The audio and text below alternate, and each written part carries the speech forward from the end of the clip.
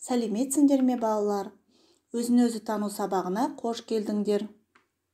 Бүгін біз сендермен кітап білім көзі тақырыбындағы 5-ші сабақпен танысатын боламыз.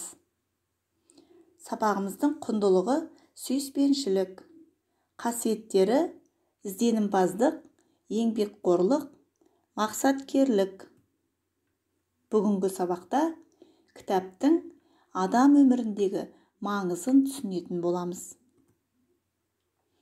Балалар, өзін-өзі тану пәнінің 5 ережесін есімізге түсірейік.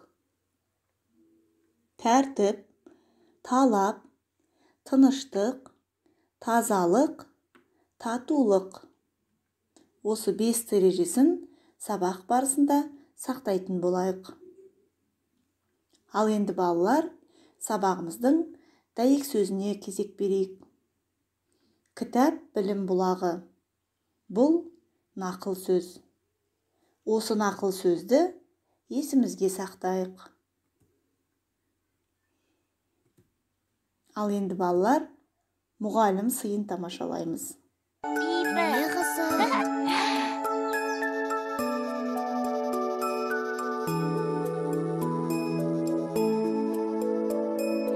Кітап досың, жолдасың, өмірдегі жолбасшың. Жақын жүрсең оған сен, жаман бала болмассың. Жақын жүрсең оған сен, жаман бала болмассың. Табыстырам бәрімен, өлең жыры әнімен. Өрісіңді кеңейтем, жер айтып әріден. Қысқасы ілім білімнің бәрімен.